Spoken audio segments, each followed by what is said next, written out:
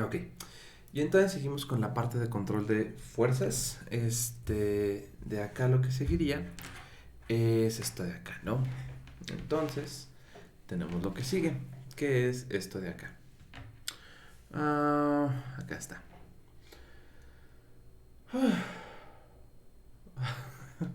Ok. Entonces, vamos a definir un twist y un range. Twist y range recíprocos.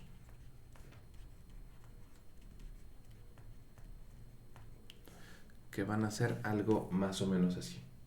Decimos entonces que un twist, que ya saben que es la letra esta, la G, que pertenece, vamos a ponerlo así, vamos a ponerlo como sea. Vamos a ponerlo aquí. Sea un twist que pertenece a nuestro espacio de movimientos y sea un cierto range que lo denotamos como una F mayúscula que pertenece a nuestro espacio de fuerzas. Entonces decimos que son recíprocos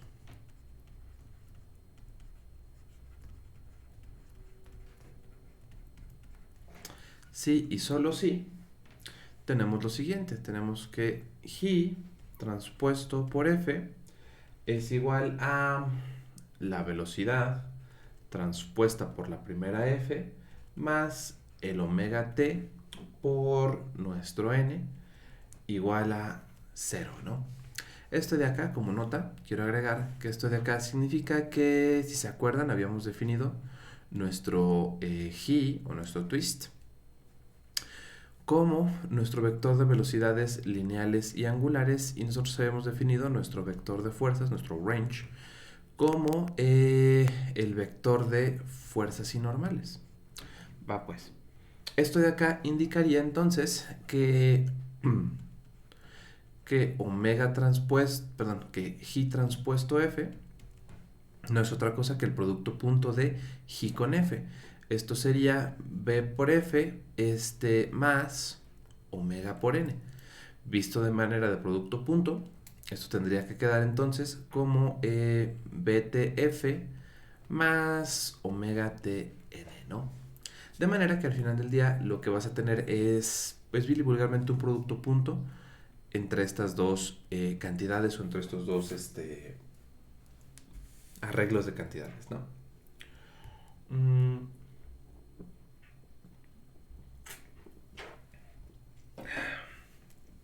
ok. Y entonces, acá va.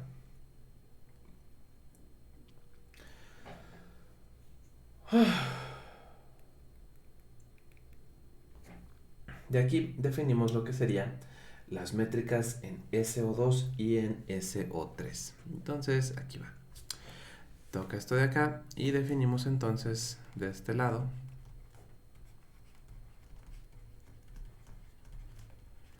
métricas en SO3 y SE3. Si no mal recuerdo, este de acá era el espacio de matrices de rotación. Y este de acá era nuestro espacio de matrices de transformación. Ok. Y entonces, pues vamos a verlo, ¿no? Ahí va.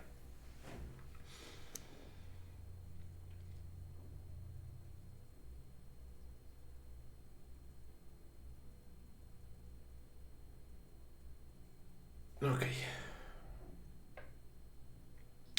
Y básicamente lo único que hay que ver es esto de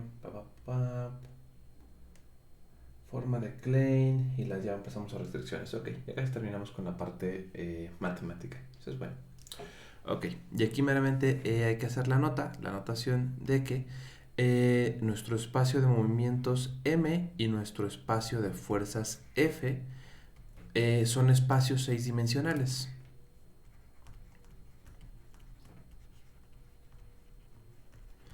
Son espacios de 6D, pero son diferentes de R6. No son exactamente pues sí, el espacio real en 6 dimensiones, sino que son espacios vectoriales restringidos a sus propias normas, ¿no? De tal manera que entonces, por ejemplo, podemos poner que la expresión que me quedó mal esa G. Podemos entonces tener que G1 producto punto con G2, esto en principio debería de ser la velocidad 1 transpuesta con respecto a V2 más omega 1 transpuesto con respecto a omega 2. Sin embargo, esto de aquí es dependiente de las unidades o los vectores base de M.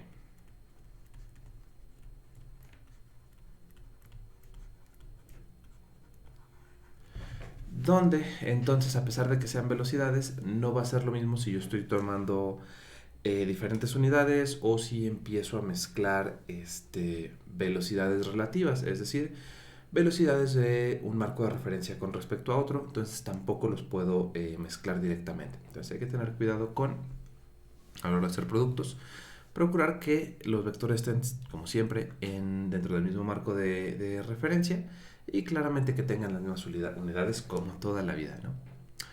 Ok, y entonces lo que sigue acá es hacer un ejemplo.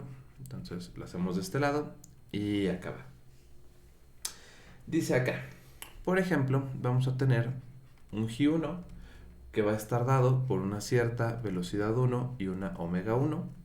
Y esto de acá en general es un vector, ya saben, 6 dimensional, en el que vamos a tener las velocidades lineales son 1, 1, 1 y las velocidades angulares son 2, 2, 2, números cualesquiera.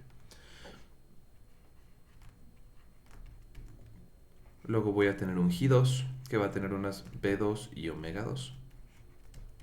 Estas de acá van a tener componentes 2, 2, 2 y menos 1, menos 1, menos 1.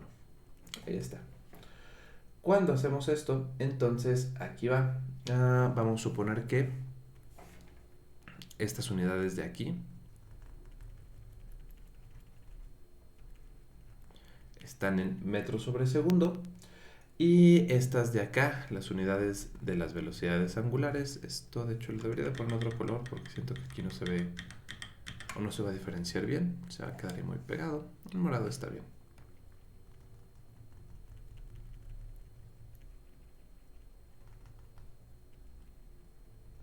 Y esto de aquí va a quedar en radianes sobre segundo. Ahí está.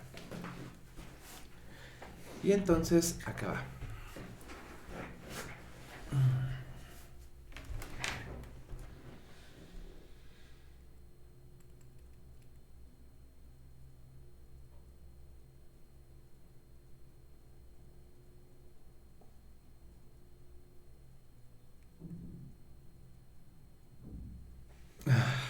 Va pues. Entonces, aquí va. Vamos a hacer entonces que, por ejemplo, E1, que feas me están quedando mis G hoy. Entonces tendríamos que mi G1 transpuesto con G2 no sería otra cosa que el producto punto de estas cosas. Y entonces claramente esto nos quedaría 2 más 2 más 2, resultado de multiplicar 1 por 2, 1 por 2 y 1 por 2, más lo que sería 2 por menos 1, que me quedaría menos 2, el que sigue también es menos 2 y el que sigue también es menos 2. Esto de acá claramente nos da un 0 y uno pudiera uno pensar de manera trivial que esto implica que G1 es perpendicular a G2, basándonos en la noción básica de que en tres dimensiones, si el producto punto entre dos vectores es 0, pues entonces son perpendiculares. Sin embargo, esto no es del todo cierto para este caso, ¿no? En el sentido de que, aquí va, vamos a asumir lo siguiente. Vamos a definir ahora, por ejemplo, vamos a hacerlo en otro color. ¿Qué pasaría ahora por otro lado? Si las B1 tienen unidades, eso lo denoto así con esos corchetitos cuadrados, tienen unidades de centímetros sobre segundo. Entonces, vamos a ver qué pasa. Entonces, tendríamos lo que sigue. Tendríamos que G1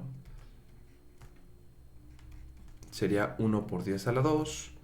1 por 10 a la 2, 1 por 10 a la 2, 2, 2, 2.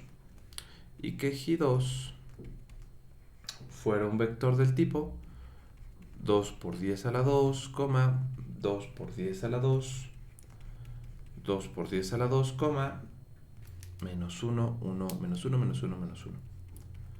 Menos 1, menos 1 y menos 1. Ok. Y entonces, en este caso, vamos a ver qué pasaría. Ahora si combinamos G1 transpuesto por G2, esto nos quedaría lo siguiente.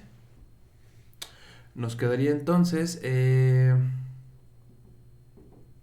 es lo mismo que 100. 100 por 200, ¿cuánto me da? Me quedaría 2 por 10 a la 4. 2 por 10 a la 4 más 2 por 10 a la 4 más 2 por 10 a la 4, menos 2 y menos 2. Meramente lo que hice fue multiplicar este por este y resulta en este por este resulta en este por este en este por este en este, y este por este en este, y este por este en este. Y entonces, pues claramente al cambiar las unidades nada más de uno de mis elementos, pues entonces esto de acá nos queda 2, 4, 6, 6 por 10 a la 4, ¿eso cuánto da? 60,000, según yo. 60,000 menos 2, 4, 6, menos 6, esto quedaría 59,994. Y pues en unidades estaría como, de hecho estaría medio raro las unidades, ¿no? Porque aquí tengo radianes sobre segundo por radianes sobre segundo, y acá tengo metros sobre segundo, centímetros sobre segundo, entonces está raro. Lo que quiero que vean es que esto claramente es distinto de cero. Y entonces, de este lado hubiéramos podido irnos con la finta de que estos dos vectores de twist son perpendiculares, cuando la perpendicularidad depende de las unidades. Y pues entonces esto de acá está raro, ¿no? Entonces, aquí la moraleja o lo que hay que apreciar es que la condición de ortogonalidad o la condición de perpendicularidad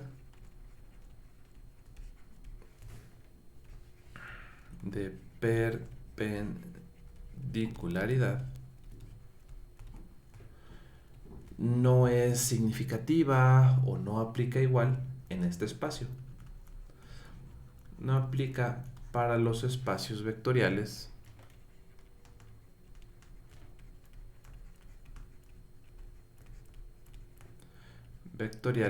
M y F, en particular para estos, ¿no? Ok. Y ya de aquí pasamos al siguiente apartado, que vendría siendo el 10.1.2. Entonces, pues hay que hacerlo. Pasamos al 10.1.2 y empezamos con las restricciones naturales y artificiales.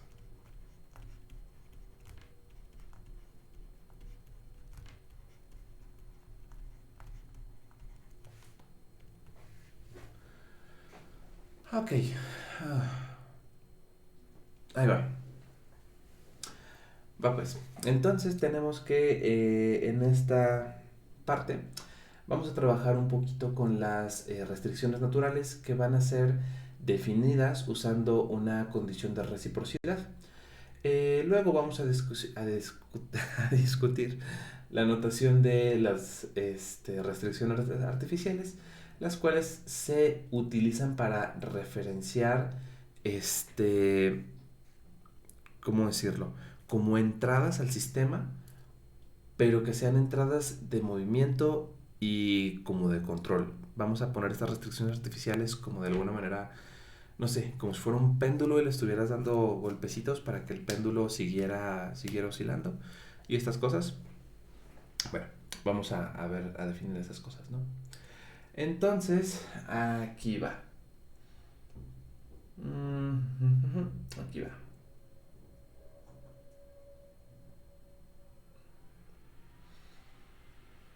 Ok. Y para eso, primero vamos a definir, digamos, un marco de referencia donde sea fácil llevar a cabo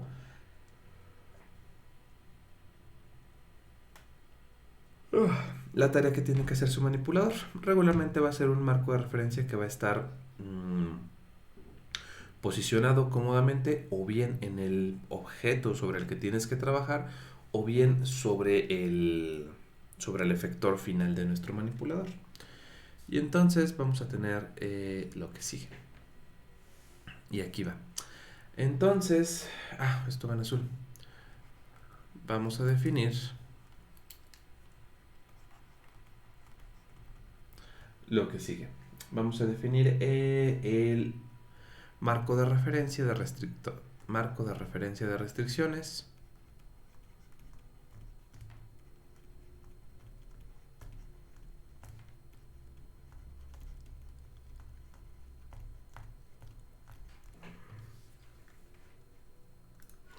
Meramente por no dejar. ¿Cómo se traduce compliance?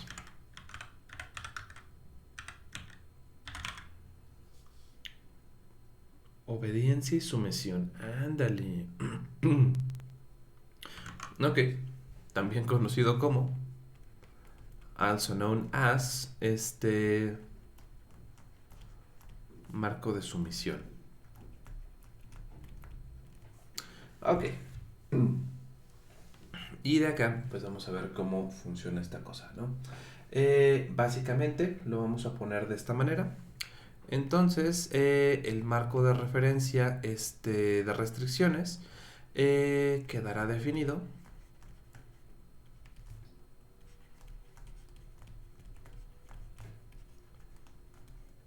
por un origen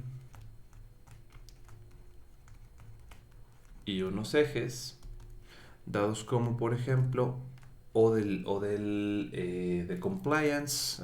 Ok.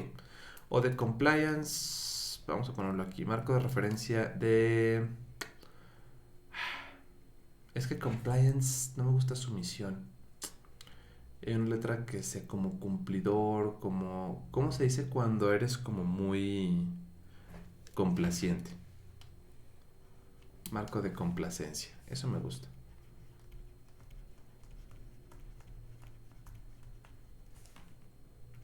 Ahí está. Entonces el marco de referencia de complacencia queda definido por un origen y unos ejes como un origen de complacencia, X de complacencia, Y de complacencia y K de complacencia.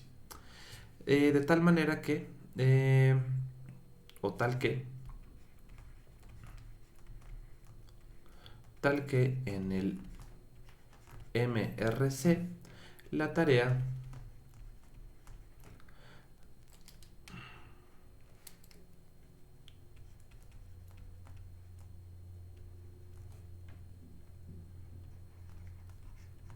es fácil de describir. Obviamente no hay una notación general para definir este marco de complacencia, debido a que pues, va a depender de la tarea y pues el rango de tareas es bastante amplio. Pero bueno, entonces, por ejemplo, cuando estemos pensando en una aplicación de lavar ventanas, entonces podemos definir el marco en la herramienta con el eje Z a lo largo de la dirección normal al vidrio. Eso es, tienes tu vidrio, tienes tu pared de cristal enfrente de ti, tienes tu herramienta que va a limpiar, digamos, una garrita que va a limpiar tu vidrio. Entonces vas a colocar tu marco de referencia de complacencia justo en el centro de tu palma, de manera que el eje Z quede apuntando hacia afuera. Digamos también, de alguna manera, ustedes saben que las áreas tienen un valor perpendicular. Entonces, ustedes saben que el vector área de una superficie es perpendicular a la superficie. Entonces, este vector de acá es perpendicular a la superficie. Y lo que estamos diciendo es que nosotros entonces dejamos el eje Z de complacencia que quede de alguna manera paralelo al vector superficie de la ventana, ¿no?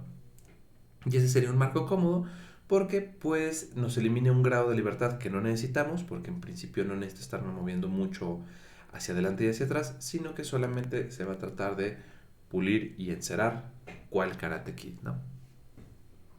Ok, ahí está.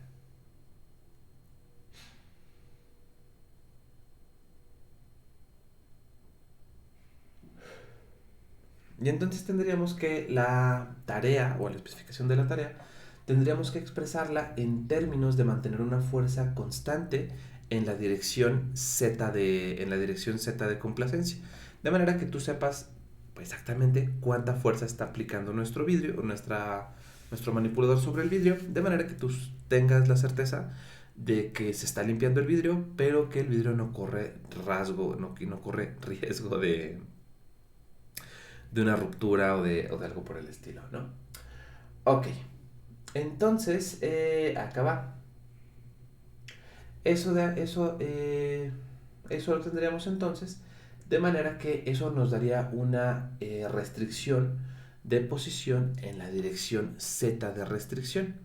Igual y vale la pena hacer un dibujito, ¿no? Digamos que tenemos por acá, tenemos formas, voy a poner por acá nuestro... ¿Cómo podré poner el vidrio? Déjenme pensarlo. Que quede como ladeadito, creo que va a ser con este. A ver. Lo quiero... olvídalo, lo hago con líneas y ya. Entonces estoy buscando yo tener como una especie como de vidrio que está de este lado. Me va a quedar súper ancho, pero bueno.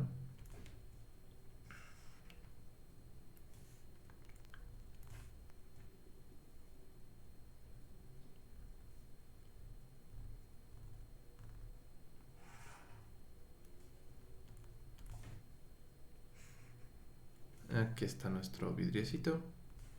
Creo que no es suficiente. Aquí está. Y pues por aquí vamos a poner nuestras rayitas que indiquen que es un vidrio y que está limpio.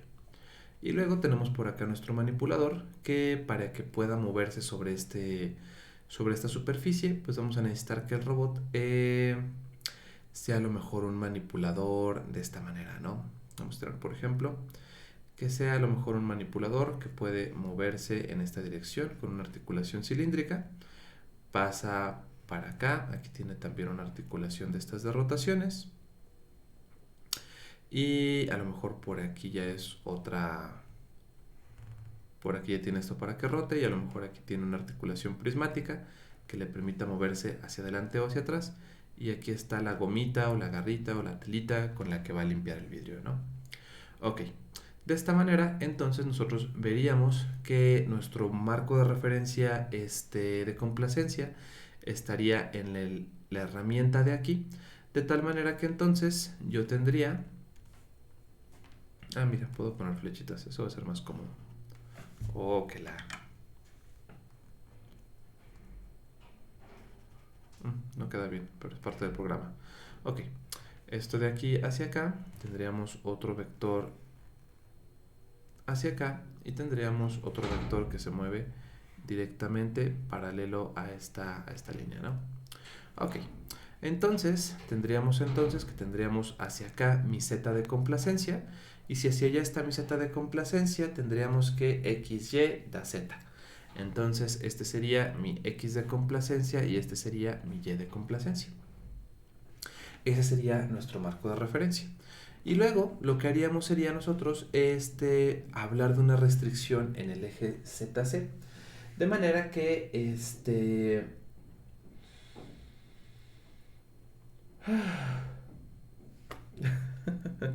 de manera que tengamos una restricción de fuerza sobre el eje Z que presione sobre la ventana, ¿no? Espero que sí se alcance a entender mi diagramita, que está un poquito Está feo, pero con cariño, ¿no? Es como yo. Bien dicen que todas las cosas se parecen a su dueño. Ok. Y...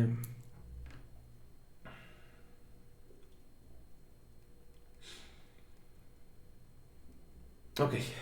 Y esta restricción de la posición en la dirección Z de complacencia vendría o sale o aparece a partir de la presencia de la superficie rígida que representa el cristal. A esto de acá, entonces, le vamos a llamar una restricción natural. Entonces, en este caso,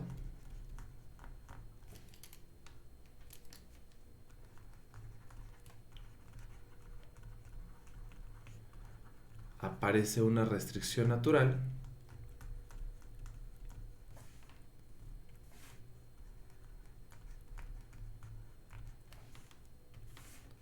debida a la interacción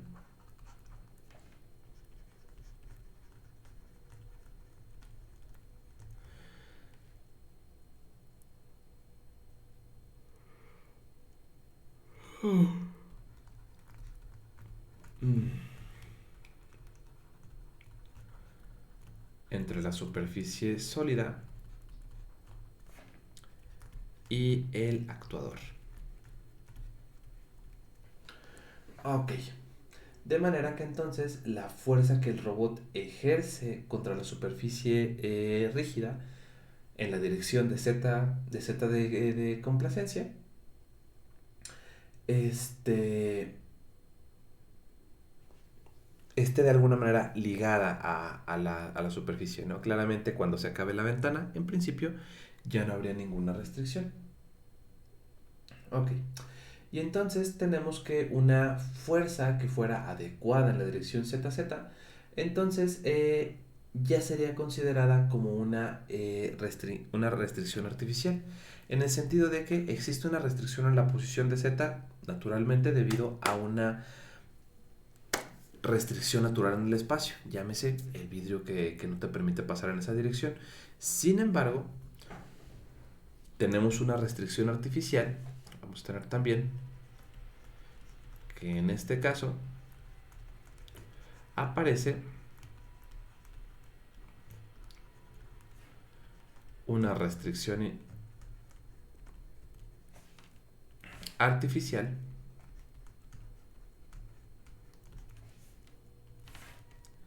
debido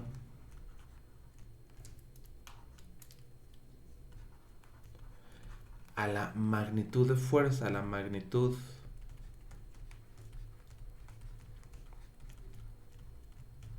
de la fuerza adecuada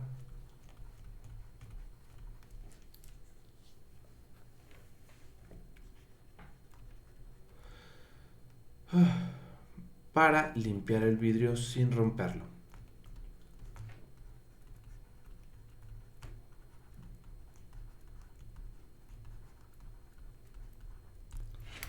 Ok.